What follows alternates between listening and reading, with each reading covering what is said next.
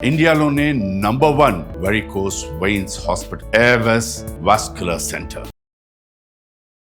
నమస్తే రమ్మగారు. నమస్తే జయ.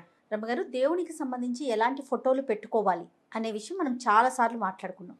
ఎలాంటివి పెట్టుకోకూడదు, మన దేవుడి రూమ్లో ఎలాంటి ఫొటోస్ పెట్టుకోకూడదు? ఎవరి వాళ్ళ అవగాహనతో వాళ్ళు చేస్తారు కదా జయ. అవగాహనతో చేస్తారు, కానీ ఎందుకు అడుగుతారంటే రమ్మగారు, మీకు కొంత నాలెడ్జ్ ఉంటుంది, చిన్నప్పటి నుంచి మీరు చూసుంటారు, కొంతమంది ఫాలో అయ్యే వాళ్ళు ఉంటారు. రమ్మగారు చెప్పింది వేదవాక్కు, అలా కొంతమందికి ఉంటుంది నాలాగా. అదేంటంటే ఇప్పుడు ఎలా అయింది, ఇది వరకు తీర్థయాత్రలు ఎప్పుడో ఎవరో ఎక్కడో సకృత్తు రేర్గా వెళ్ళేవాళ్ళు. అక్కడి నుంచి ఏమైనా ఒకటి వచ్చేది మన దగ్గరికి. ఇప్పుడు మనము వెళ్ళిపోతాం, అందరూ వెళ్ళిపోతారు. వెళ్ళిన ప్రతి వాళ్ళు ప్రసాదంతో పాటు ఓ ఫోటో, ఓ ఇది, ఓ అది, ఓ ఇంకోటి ఏమిటో పంపిస్తారు. సాయిబాబా మన ఇంటికి వచ్చాడని పెడతాం, దుర్గాదేవి వచ్చిందని పెడతాం, అవును, కనకదుర్గ వస్తుంది పెట్టేస్తాం, ఇంకా ఆవిడెవరో వస్తుంది, ఈయనెవరో వస్తాడు, ఆ ఊరు ఈ ఊరు ఈ ఊరు. నేను మధుర మీనాక్షి, కాశీ విశాలాక్షి, కంచి కామాక్షి, సమస్తమైన అక్షులు ఎక్కేస్తాయి. ఇవన్నీ పెట్టుకుంటాం. దేవతా మందిరం అంతా నిండిపోయి ఉంటుంది. అవును, ఒక్కొక్కళ్ళు ఎక్కడికి వెళ్ళినా ఇతడి విగ్రహాలకు అట్రాక్ట్ అయిపోతారు. అంత కిష్టుడు, ఇంత నరసింహుడు, ఇంత ఆంజనేయుడు, ఆ తర్వాత ఇంకా కుమారస్వామి, ఇలా కొనేసుకొచ్చేసుకుంటుంటారు. వీళ్ళకి ఇంట్రెస్ట్ అని వాళ్ళ చుట్టాలు కూడా వీళ్ళకి ఏదైనా ఎంత దేవుడి విగ్రహాలే గిఫ్ట్ చేస్తారు. అవును రమ్మగారు కదా, నువ్వు ఆ బాధలో ఉన్నావు. ఎంత ఎవరు ఏ ఊరు వెళ్ళినా ఒక విగ్రహం, ఒక బొమ్మ, మీరు అన్నట్టు ఇంత కృష్ణుడు, ఇంత సాయిబాబా వచ్చేసింది. ఎక్కడ పెట్టుకుందాం, ప్లేస్ పెరగదు కదా. వీళ్ళందరినీ షోకేస్లోకి ఎక్కించండి, నా మాట విని హాయ్ అనండి. షోకేస్లో కూర్చున్న వాడిని హాయ్ అనొచ్చు, మనం దండం పెట్టాలి కదా. ఈ దేవతా మందిరంలో ఇంత ఫోటోలు, ఇంత ప్రతిమలు, అంత ఇవి ఇట్లా బోల్డని చేర్చి, మా విజయక్క ఇలాంటి వాళ్ళైతే ఒక్కొక్కరికి వేరు వేరు స్తోత్రాలు, వేరు వేరు నైవేద్యాలు.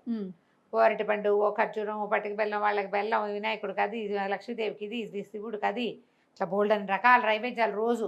అమ్మో, ఎప్పుడైనా ఓ రోజు మొత్తం దేవతా మందిరం అంతా తుడుచుని పులికా పెట్టిన రోజున టంగులు దిగిపోతాయి.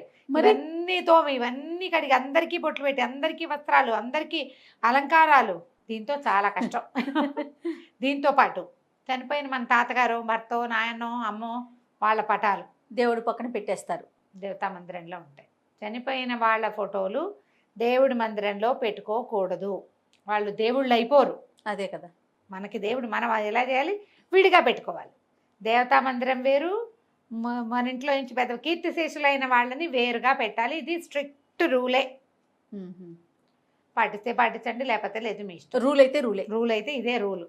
చనిపోయిన వాళ్ళు అమ్మ మీద ఎంత ప్రేమ ఉన్నా సరే, ఓకే, ఎంత ప్రేమ ఉన్నా మనం విడిగానే పెట్టుకోవాలి. కావాలంటే విడిగా ఎక్కడైనా పెట్టుకుని రోజు పూలు దండ ఇచ్చు, పూలు పెట్టచ్చు, బొట్టు పెట్టచ్చు, పర్వాలేదు. హారతులు, నైవేద్యాలు అవి చేయకూడదు మరణించిన వారికి. అది తప్పు, అది మనం భగవంతుడికే చేస్తాం. చనిపోయిన వారికి హారతులు, నైవేద్యాలు కూడా ఇవ్వద్దు. చాలా మంది ఇళ్ళలో చూసాను రమ్మగారు. ఏమో పాపం వాళ్ళు దేవుళ్ళు అయిపోయారు అమ్మా నాన్న అనుకుంటారు. దేవుళ్ళు అయిపోరమ్మా. కర్పూరం తిప్పేసి, అగరబత్తులు వెలిగిచ్చేసి, ఏమో పాపం వాళ్ళ ఇష్టం, మనం చెప్పలేము. కానీ అది చేయకూడదమ్మా, అది పద్ధతి కాదు, మనం ఇష్టం. అలాగే చెప్పాలి కదా. అక్కడి నుంచి మనది ఫోటో సమయాచారం. మనది సమయాచారం అంటే సౌమ్యమైన పూజా విధానము. ఆదిశంకర్లు ప్రతిపాదించింది. మీరు లలితా సహస్రం చూస్తే అమ్మవారిని సమయాచార తత్పర అని చెప్తారు. అందులో కౌల మార్గ తత్పర సేవిత లాంటి పదాలు కూడా ఉన్నాయి. ఆవిడకి ఆ మార్గము ఇష్టమే, కానీ ఈ మార్గంలో భయం లేని మార్గం ఇది. సౌమ్యమైన దేవతార్చన మంచిది కుటుంబీకులకి. మనం ఎవరికి చెప్తాం జయ, అదెవరో బాగా తెలిసిపోయిన వాళ్ళకి మనం చెప్పము. అవును అవును, మామూలు మనలాగానే ఏదో సామాన్యంగా పొద్దున పడుకుని, పొద్దునే ఆనందిని, రాత్రి పడుకుని నిద్రపోయి ఏదో ఇంట్లో పూజ చేసుకునే వాళ్ళకే కదా చెప్తాము. అంతేగారు. సామాన్యులందరూ కూడా ఉగ్రదేవతలని దేవతార్చనలో పెట్టుకోకూడదు. అంటే దశ మహావిద్యల్లో ఉన్నవాళ్ళు, ఓకే, తర్వాత ఏమో సప్త మాతృకలు. ఈ సప్త మాతృకలకి వాటికి మంచి పూజా విధానం కావాలి, బలమైంది అన్న నివేదన కావాలి, అన్నం సంతర్పణ జరగాలి. ఎప్పుడు మనం అవేం చేయము, ఏదో మామూలుగా చేసుకుంటాం. పండో ఫలమో అరటిపండు నైవేద్యం పెడతాం. ఓ తాంబూలంలో అరటిపండు చెప్తే తలా ఒక అరటిపండే తాంబూలం ఇస్తాం. మన జీవితాలు అవి అంతే కదా. అంతే. అవి ఎక్కడ ఉండొచ్చు, దేవాలయాల్లో, పెద్ద పెద్ద మఠాలు, పీఠాలలో. అక్కడ ఏంటంటే విస్తారమైన అర్చన, అన్న విశేషంగా అన్నార్చనలు జరుగుతాయి. అమ్మకు చూపిస్తారు అవన్నీ, అవి అందరికీ పెడతారు. మనం అంతవి చేయకూడదు. మనం ఏం చేయొచ్చు, ఓ లలితాదేవి సచామర రమావాణి సవ్యదక్షిణ సేవిత, అలా ఉన్నది సాత్విక రూపం. అటు ఇటు రమా లక్ష్మీదేవి, సరస్వతీదేవి వింజామాటలు పట్టుకుని ఆవిడ ఇట్లా కూర్చుని ఉంటుంది చక్కగా, చేప బాణ హస్తగా ఉంటుంది, బాణాలు ధనుర్బాణాలు అవి పట్టుకుని పాశాంకుశాలు అవి ధరించి స్థిమితంగా కూర్చుంటుంది. అలాంటి లలిత చిన్న అన్నపూర్ణాదేవి విగ్రహం పూజలో ఉండాలి. ఓ వినాయకుడు ఉండొచ్చు. ఈ వినాయకులలో అష్టవిధ గణపతులు చాలా మంది ఉన్నారు కదా, అవన్నీ మనం పెట్టుకోం. సాత్వికంగా ఎడం వైపుకి తొండ ఉండి స్థిమితంగా ఉన్న వినాయకుడిని, నాట్య గణపతిని వాటిని పెట్టరు పూజల్లో, అది పనికిరాదు. సాత్విక గణపతి స్థిమిత రూపుడు, కూర్చున్నవాడు, అర్చన అందుకోవడానికి సిద్ధంగా ఉన్నవాడిని పెట్టుకుంటాం. ఓకే. తర్వాత ఇంకా లక్ష్మీదేవి, కూర్చున్న లక్ష్మీదేవి, ఆ పటాలు ఉంచుకోవచ్చు. కనకదుర్గమ్మని పెట్టుకోవచ్చు రమ్మగారు. కనకదుర్గని ఏమన్నది పులి మీద సింహం మీద వాహినిగా సింహవాహిని అలా పెట్టుకోకూడదు. మనకి సాత్విక రూపం అమ్మవారి ఫోటో చూపిస్తారు చిన్న నవ్వు మొహంతో, కేవలం ఏవైనా సాత్విక రూపంలో ఉన్న పటాలు పెట్టుకోవాలి, అంతేనండి. ఉగ్రదేవత, ఉగ్ర ఆవిడే ఉగ్ర నరసింహస్వామి. నరసింహస్వామి కూడా లక్ష్మీ నరసింహుడిని పెట్టుకోవచ్చు. ఓహో, లక్ష్మీ నరసింహుడిని పటం పెట్టుకోవచ్చు మనం. యోగ నరసింహుడు మనకు ఆ రకమైన పూజా విధానం ఇంట్లో ఉంటే పట్టబంధంలో కూర్చుంటాడు, ఉండాలి. ఇలా నరసింహస్వామి, దుర్గా అలా పెట్టుకుంటే ఇంట్లో నియమంగా మనం పానకం అవి చెయ్యాలమ్మా నివేదన. పటాలతో ఏమవుతుందంటే మరి ఎందుకు పెట్టుకున్నట్టు నువ్వు? భక్తి కోసమే కదా, ఏదో అవ్వాలనే కదా పెట్టుకున్నావు. పటాలతో ఏముందండి, విగ్రహాలు అయితే చేయాలి, పటాలకు అక్కర్లేదు. అక్కర్లేనప్పుడు ఎందుకు పెట్టుకుంటాము? నువ్వు అదేదో ఉంటుందని కదా నువ్వు పెట్టుకున్నావు. అదేదో ఉంటుందన్నప్పుడు దానికి తగినట్టు చేయాలి, మరి చేయాలి. చేయలేనప్పుడు పెట్టుకోవద్దు. ఆంజనేయ స్వామి అండి, ఆంజనేయ స్వామిని కూడా పెట్టుకోవచ్చు చక్కగా.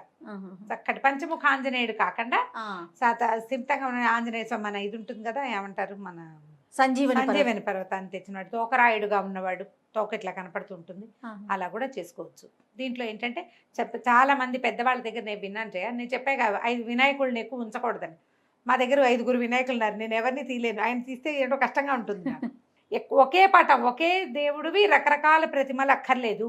నేను విన్నాను రమ్మగారు, ఎక్కువ ఇవి అక్కర్లేదు. అనంతలక్ష్మి అమ్మ అనుకుంటాను ఒకసారి, ఒక ప్రతిమ ఒకటి చాలు, రకరకాల రూపాల్లో ఉన్నాయని పెట్టుకుంటే ఎక్కువైపోతుంది, ఎక్కువ ఆక్యుపై చేసేస్తుంది. అర్చన కావాలి, నైవేద్యం కావాలి.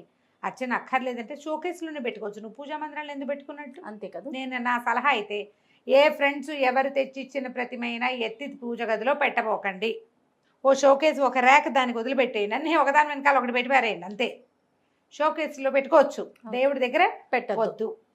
దేవుడి దగ్గర వద్దు. శాంత స్వరూపుడుగా ఉన్న హయగ్రీవ స్వామిని పెట్టుకోవచ్చు. హయగ్రీవుడు చాలా విద్యాప్రదాత, చాలా మంచిది.